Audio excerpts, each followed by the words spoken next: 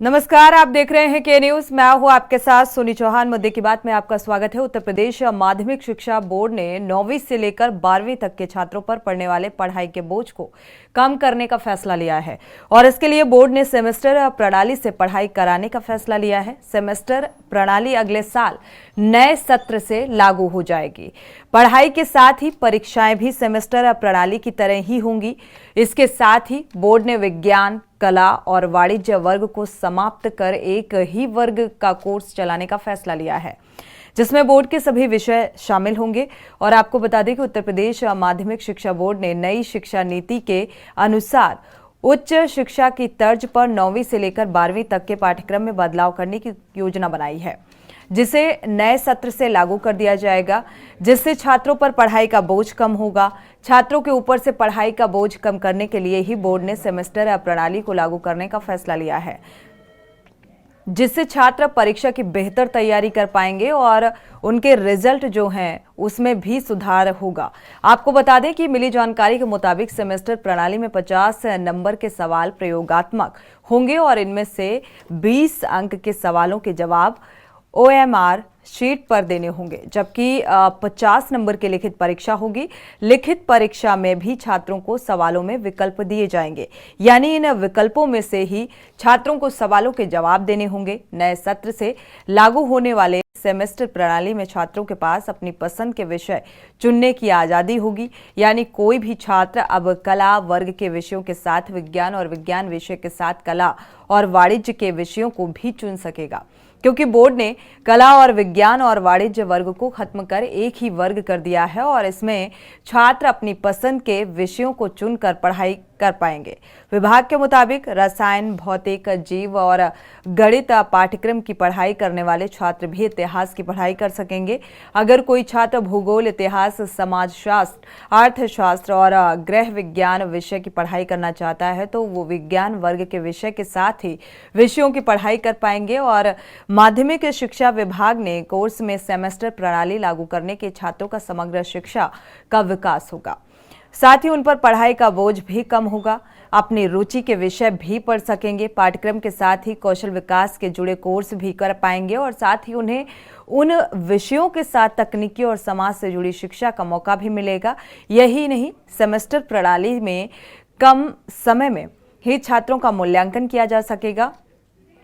छात्र जिस विषय में कमजोर होगा उसे उसमें सुधार करने का भी मौका मिलेगा, अगर ये नई प्रणाली लागू होती है।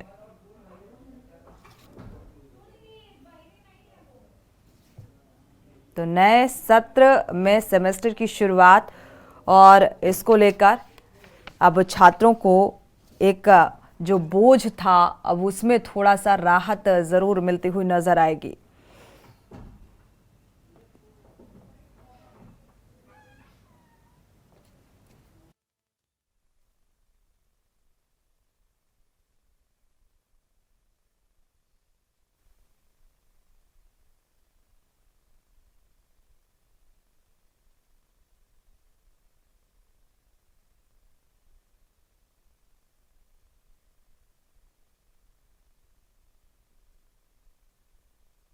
का वो फिलहाल कम होगा। तो नए सत्र में यूपी बोर्ड में एक बड़ा जो है बदलाव भी देखने को मिलेगा।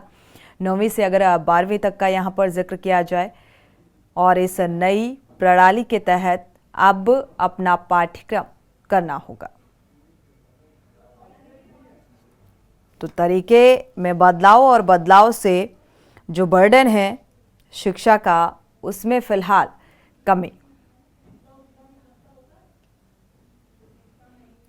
तो नए सत्र से सेमेस्टर प्रणाली में करीब आपको बता दें काफी राहत के लिहाज से ये लागू किया जाएगा।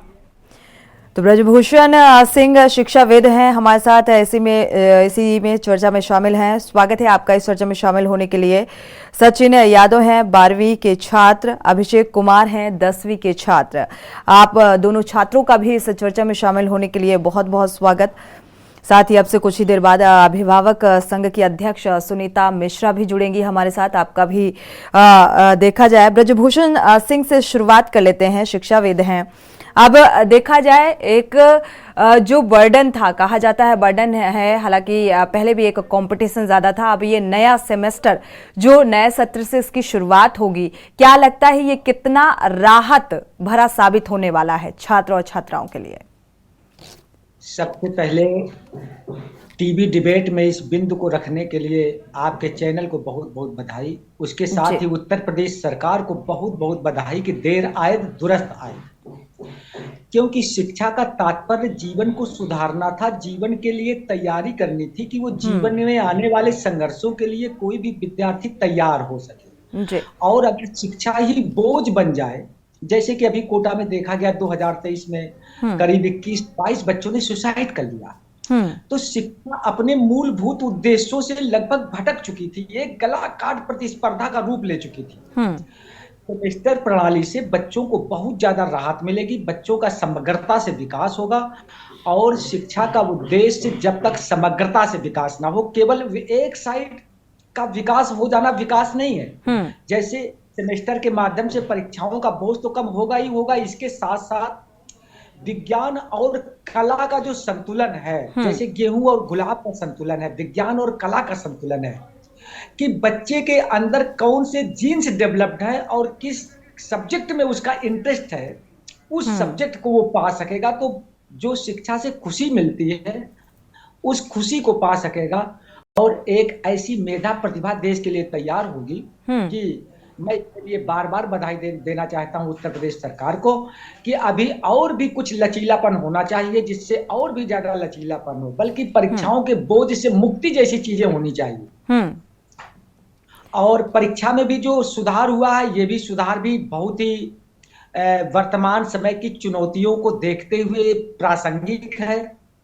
50 नंबर का उसका जो प्रयोगात्मक परीक्षा होगा, क्योंकि जब तक कोई विद्यार्थी प्रयोग की कसौटी में खरा नहीं उतरता तब तक वो तमाम रटंत विद्या वाले तोता की तरह से जो विद्या को रट लेते हैं और वो बड़ी सफलता तो पा जाते हैं, लेकिन समाज के लिए वरदान नहीं साबित होते, क्योंकि व्यवहारिक ज्ञान ही असली ज्ञान है जो हमें व्यवहारिकता की ओर ले जाए।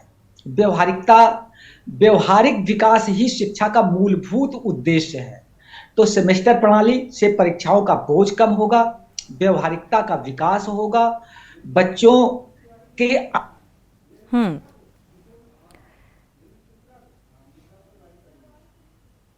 खत्म हो जाएगी और कला काट प्रतिस्पर्धा से जो बिल्कुल एक जो बाध्यता थी वो फिलहाल खत्म हो जाएगी अगर इस नए सेमेस्टर के तहत एग्जाम्स होते हैं और नए सत्र से ये लागू होगा तो जाहिर सी बात है, क्योंकि अब जो कला पढ़ने वाले थे वो अब विज्ञान भी चुन सकते हैं और विज्ञान कला का जो मिक्सअप होगा तो जाहिर सी बात है एक समान विकास कह सकते हैं इसे। साथ ही आपसे जानेंगे, आपने एक यहाँ पर बिंदु ये भी उठाया कि और लचीलापन होना चाहिए, तो इसको इसी सवाल के साथ वापसी करेंगे आपके साथ।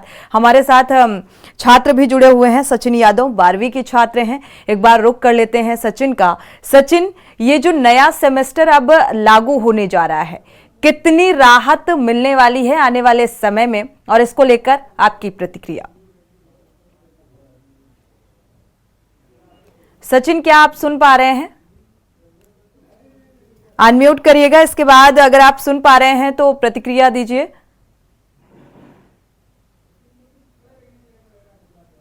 चलिए, मुझे लग रहा है आवाज नहीं पहुंच पा रही है।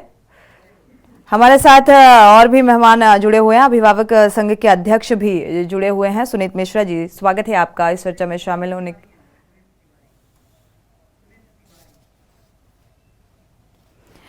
सुनीत जी, इसको लेकर आपकी प्रतिक्रिया? अब नया सेमेस्टर कहा जा रहा है, जो बर्डन था शिक्षा का अब उसमें कमतरी देखने को मिलेगी, तो क्या ऐसा अब लग रहा है? निश्चित ये समय की एक मांग थी।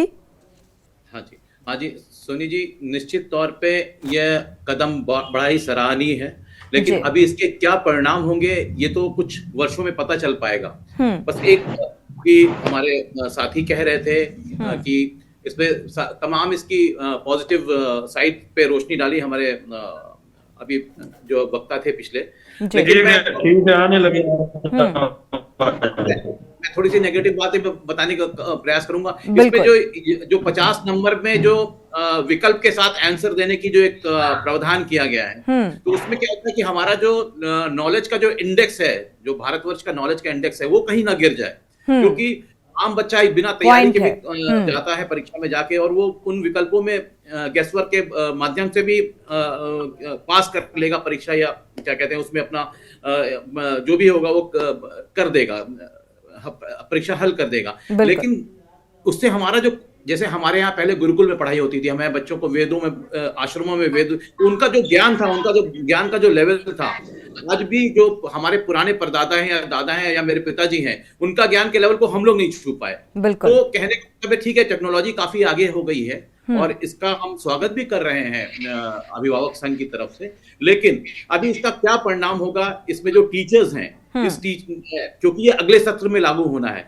क्या इन टीचर्स को जो पढ़ाने वाले हैं उनको इस सत्र में ही अभी से क्या ट्रेनिंग लेने दिया गया है, या एक गैप हो जाएगा जब वो नए सत्र में आएंगे और टीचर्स के पास वो ग्रूमिंग नहीं होगी, वो ट्रेनिंग नहीं होगी, तो कैसे वो अनुरूप पढ़ा पाएंगे बच्चों को, कैसे वो ज्ञान दे पाएंगे। तो ये कुछ चीजें ऐसी हैं जो, और दूसरी बात, एक चेंज जब भी कोई चेंज आता है तो उसकी स्वीकारोक्ति या उसका एक्सेप्टेंस थोड़ा समय लगता है। बिल्कुल अच्छा प्रयास है सरकार का, उसकी सराहना करते हैं, लेकिन साथ ही कुछ बिंदु हैं जिसपे हमें सजग रहना पड़ेगा। जैसे मैंने अभी बताया कि टीचर्स को उस हिसाब से ग्रूम करना पड़ेगा, बच्चों का जो नॉलेज का जो लेवल इंडेक्स है जो भारतवर्ष का है, वो कहीं ना गिर जाए, इसके प्रति भी हमें एक पड़ेगा कि कैसे हम इस बिंदु को इसका ध्यान रखें।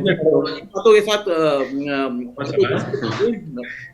बिल्कुल स्वागत योग्य कदम है, लेकिन इसके लिए देखा जाए तो पहले से एक प्रिपरेशन, या ये कहा जाए शिक्षकों को उतना ट्रेंड करना चाहिए था, इसके बाद ये स्कीम लागू करनी चाहिए थी।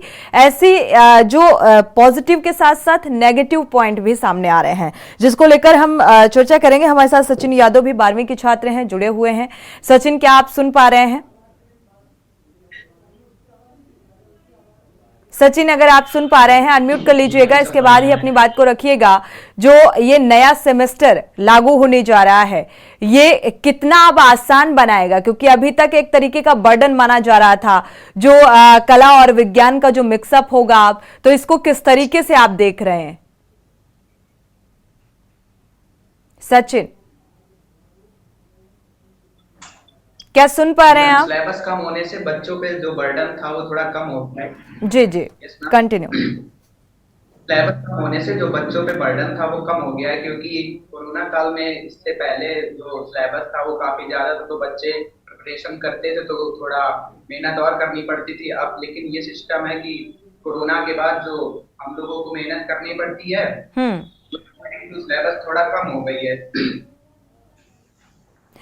जो मेहनत करनी पड़ती थी, मेहनत से रिजल्ट मिलता था, अब वो मेहनत कम करनी पड़ेगी और रिजल्ट भी मिलेगा। तो ये स्वागत योग्य कदम है, मानते हैं, लेकिन आने वाले समय में क्या आपके जो टीचर्स होंगे वो इतना तैयार होंगे इसको लेकर, इस नई स्कीम को लेकर? यस मैम, टीचर जो है वो फुली एकदम रेडी हैं, जो कि अपने बच्चों के लिए, क्योंकि मेरे बच्चे अच्छा रिजल्ट लाएं, थोड़ा अच्छा मेहनत करें। और मेरी कोचिंग संस्था है वो संस्कृति क्लासेस एकेडमी, ये बहुत अच्छी संस्था है। यहाँ पे टीचर बहुत अच्छी तरीके से बच्चों को ट्रीट करते हैं और मेहनत बहुत ज्यादा करते हैं। चलिए, कुल मिलाकर छात्रों के लिए तो ये अच्छी खबर है, क्योंकि छात्रों को अब उतनी मेहनत करनी नहीं पड़ेगी। सुनीत जी, तो वो तो इसकी सराहना ही करेंगे। जी सुनीत जी। मैं ये कहना चाहता हूं कि कम मेहनत करने की एक आदत भी नहीं होनी चाहिए। बिल्कुल। ये मतलब स्किल के लिए, हमारी भारतवर्ष की प्रोडक्टिविटी के लिए भी एक अच्छी बात नहीं है। इस बात को, मतलब ये मेरा पर्सनल विचार है, हो सकता है मुझसे कोई सहमत हो या ना हो, लेकिन मेहनत करनी चाहिए। ठीक है, उनके पर बोझ कम कर दिया गया है, ये अच्छी बात है कि उनके पर बोझ कम कर दिया गया है। अभी एक कोटा के जो एग्जांपल दिया, ये भी बहुत सही बात कह रहे थे आप कि कोटा में इतना प्रेशर है, लेकिन वो एक्चुअली जो कॉम्पिटिटिव एग्जाम्स है उनपे क्या कहते हैं, उस पे ज्यादा वो होता है कि वहां पे कॉम्पिटिटिव एग्जाम्स हैं, और आज का जो हमारा पूरा जो संरचना है, हमारी पॉपुलेशन बहुत अधिक है, तो कॉम्पिटिशन तो अधिक होना ही होना है। ये स्वागत योग्य इसलिए भी है क्योंकि जो विदेशों का जो ये हमने एक ये जो सिस्टम अडॉप्ट करने की कोशिश करी है, बहुत सारे ट्रेड्स खुल जाएंगे, बच्चों के ऊपर एक सब्जेक्ट पे प्रेशर नहीं आएगा, जैसे सब्जेक्ट चेंज कर सकते हैं, सब्जेक्ट के साथ समागम कर सकते हैं, कॉम्बिनेशन चेंज कर सकते हैं, ये सब बड़ी अच्छी बातें भी हैं इसमें। बस लेकिन जो मैंने जिस बात पे वो करा कि कम मेहनत करना, या जो हमारा जो पहले का जो सिलेबस होता था वो 12 महीने के हिसाब से डिजाइन किया जाता था, अब उस सिलेबस के साथ हम कहाँ कॉम्प्रोमाइज कर रहे हैं, बिल्कुल हमारा ज्ञान कहीं कम ना हो जाए। मतलब एक 12वें का बिल्कुल बच्चा जो मानसिक एक देखा जाए दिमाग में एक प्रेशर होता है जब हमारा सिलेबस इस आधार पर आता है, उस हिसाब से हम तैयारी करते हैं, ये तमाम चीजें, और एक चुनौती होती है कि इस सिलेबस को हमें कंप्लीट करना है और एक अच्छे रिजल्ट सामने आने चाहिए। जब रास्ता ही सुगम बना दिया गया तो हम उसके लिए कितनी मेहनत करेंगे। हमारे साथ लगातार जुड़े हुए हैं ब्रजभूषण सिंह जी, शिक्षाविद हैं। ब्रजभूषण जी, जो बिंदु उठा रहे हैं सुनीत तिवारी जी, ये जायज बिंदु हैं देखा जाए। आपने देखा होगा कि एक मेहनत और कहते हैं ना, जैसा कई सारे क्वेश्चंस ऐसे आते हैं या एक जनरल नॉलेज बढ़ाने वाली चीजें, कहते हैं आप जितना ज्यादा प्रिपेयर होते हैं या ऐसे सवालों के जवाब देते हैं, माइंड आपका उतनी ही तेजी से काम करता है। तो ये जो बौद्धिक क्षमता है, इस पर क्या कुछ असर देखने को मिलेगा? क्योंकि अब रास्ता आसान हो गया है। सेमेस्टर प्रणाली में 50 नंबर के अगर सवाल हैं वो प्रयोगात्मक होने वाले हैं। 20 अंक के सवालों को OMR शीट में सॉल्व करने होंगे। तो मेहनत कम करनी पड़ेगी, तैयारी कम करनी पड़ेगी छात्र छात्राओं को, रिजल्ट वैसा ही आएगा। तिवारी जी की बात से सहमत इसलिए नहीं हूं कि इससे बच्चों के थिंक में, उनकी सोच में या उनकी मेहनत पे कोई प्रभाव नहीं पड़ेगा। मेहनत तो उन्हें उतनी ही करनी पड़ेगी कि थ्योरेटिकल को जो प्रैक्टिकल किया गया है कि उस बच्चे के अंदर, जैसे अभी आपने देखा यूपीपीएससी ने अपने इंटरव्यूज को एक तरीके से परिवर्तन करने के लिए कहा, आप आर्मी का एसएसबी देखिए कि आर्मी एसएसबी में जैसे उनके एग्जाम्स 2 हिस्सों में बटे होते हैं, 900 नंबर का रिटन टेस्ट और 900 नंबर की एसएसबी। कि एसएसबी में पर्सनैलिटी को पूरी तरीके से एनालिसिस किया जाता है कि ये on the basis of psychology कि ये हमारे लिए उपयुक्त है कि नहीं उपयुक्त है। क्योंकि तोताओं के माध्यम से रटी हुई विद्या भी जीवन में कि पुस्तक स्थातु विद्या और पर हस्तम गता धनम कार्यकाले समुत्पन्ने नशा विद्या न तद्धनम, कि माइंड इज विदाउट फियर। अभी तो शिक्षा प्रणाली हमारी ऐसी है कि बच्चा भयभीत होकर के विद्यालय में प्रवेश करता है, जहां पर वो बिना भय के होकर के घुसे। जैसे आदरणीय जी ने कहा कि गुरुकुल प्रणाली, गुरुकुल प्रणाली में सेमेस्टर सिस्टम ही था। सेमेस्टर सिस्टम इस तरीके से था कि जहां पर थ्योरी को बहुत ज्यादा नहीं जाता है, बल्कि प्रैक्टिकली चीजों को दिखाया जाता था, प्रैक्टिकली चीज दिखाया जाता था। नहीं, अब तो गुरुकुल पद्धति जो है वो समाप्त है जी, और वो समाप्त है, लेकिन जो उसका मॉडर्न रूप है वो मॉडर्न उसका सेमेस्टर ही है कि प्रैक्टिकली आप कितना स्ट्रांग है। और किसी भी बच्चे का मूल्यांकन इस तरीके से नहीं हो सकता है कि तुम्हें माता चा पिता तुम्हें वाला श्लोक याद कर लाए तो बच्चे उस लोगों ने कहा ये बहुत ब्रिलियंट बच्चा है। और एक बच्चा बहुत अच्छा निशानेबाज है, उसने श्लोक नहीं याद किया तो अध्यापक ने कह दिया तुम गधे हो। लेकिन वो बच्चा गधा नहीं है, वो बच्चा निशानेबाजी में चैंपियन है, क्योंकि नेचर ने सभी व्यक्तियों को इतना प्रभावशाली प्रबुद्ध बनाया है। अभी ब्रजभूषण जी, आप कह रहे थे कि कुछ लचीलापन और बरतना चाहिए, होना चाहिए, ताकि एक समान शिक्षा मिल सके। और आप कई बातों का जिक्र कर रहे थे, तो थोड़ा सा समझना चाहेंगे और कितनी रियायत, कितना लचीलापन? रियायत मुझे कि ये कि बच्चों को परीक्षा बिल्कुल भी बोझ ना लगे, बल्कि मैं आपको गुजरात का मतलब परीक्षा देनी ही ना पड़े, परीक्षा देनी भी पड़े, लेकिन परीक्षा वो बोझिल परीक्षा ना हो। एक ऐसी परीक्षा ना हो जिससे उसका ऐसा मूल्यांकन होता हो, इस तरीके का मूल्यांकन होता हो कि जहां पर समग्रता से उसकी पर्सनैलिटी का एनालिसिस होता हो। जैसे अभी मैं आपको एक उदाहरण दूंगा, गुजरात में एक शिक्षाविद है जिन्होंने अपने एक प्राथमिक विद्यालय को गोद लिया। सुनिधि, ध्यान देना, मात्र 3 साल, 3 सालों में गोद लेने के बाद उस विद्यालय को, ठीक है, बैकग्राउंड वॉइस को म्यूट करिएगा, डिस्टर्बेंस हो रहा है। ठीक है, अपनी कोचिंग के बच्चों हमारे साथ सुनीत मिश्रा जी भी जुड़े हुए हैं। फाइनल कमेंट के तौर पर आपकी प्रतिक्रिया लेते हैं।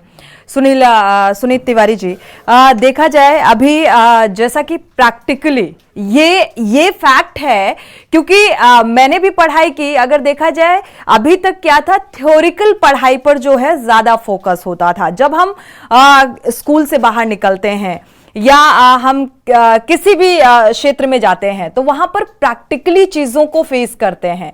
तो एक तरीके से देखा जाए तो ये बदलाव होना भी चाहिए था, मुझे लगता है ये। लेकिन आपके हिसाब से बौद्धिक क्षमता पर इसका असर पड़ने वाला है, जैसा कि शिक्षाविद जी कह रहे हैं कि देखा जाए तो बर्डन के तौर पर कोई चीज नहीं होनी चाहिए। प्रैक्टिकली इंसान उसको करने के लिए बहुत इजीली एक इजी वे होना चाहिए। कितना सहमत है इस बात से? क्या कुछ दुष्परिणाम आपको नजर आ रहे हैं? नहीं, मैं ऐसा नहीं कहूंगा कि मैं असहमत हूं उनसे, लेकिन हमारे अपने बिंदु है जो मैं रख रहा हूं। बिल्कुल, जैसे कि इन्होंने कहा कि एक समग्र एनालिसिस की जरूरत है और परीक्षा बिल्कुल बिना भय के बच्चा जाए, तो उसके लिए भय के लिए बिना बच्चा अगर जाए तो उसको इतना समग्र ज्ञान होना चाहिए। उस ज्ञान कैसे हो उस पे हमें ध्यान बिल्कुल। पहले का जो सिलेबस होता था या गुरुकुल की पढ़ाई होती थी तो कहा जाता था, बच्चे को डांटा जाता था अगर कोई कमी होती थी, और भय बिन प्रीत नहीं होती, इस बात का भी जिक्र किया जाता था। जी सुनीत जी, आपकी आवाज नहीं आ रही है।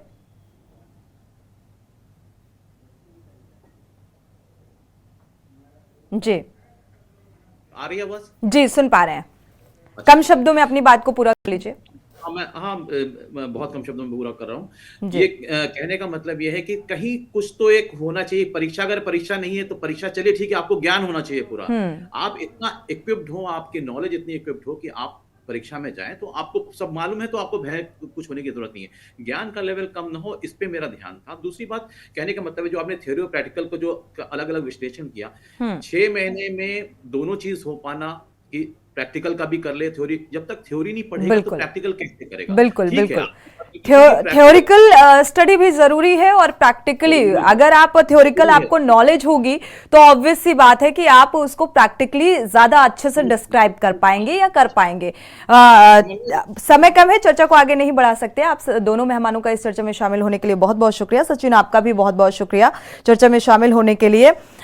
चुनौती बड़ी है, सेमेस्टर को आसान, शिक्षा को आसान बनाने की एक कोशिश की जा रही है, जो ये फैसला निकलकर सामने आया है, क्योंकि नई सेमेस्टर प्रणाली के तहत 50 नंबर के सवाल को प्रयोगात्मक किया गया, 20 नंबर के सवाल को और शीट में सॉल्व करना होगा। लेकिन इससे बौद्धिक क्षमता में इसका असर ना पड़े, क्योंकि पहले बच्चे जिस तरीके से एक मेहनत करते थे, कड़ी मेहनत, वो आगे भी कंटिन्यू रखें ताकि रिजल्ट बेहतर आ सके। इसी के साथ मुद्दे की बात में फिलहाल बस इतना ही। आगे खबरों के लिए आप देखते रहिए के न्यूज इंडिया।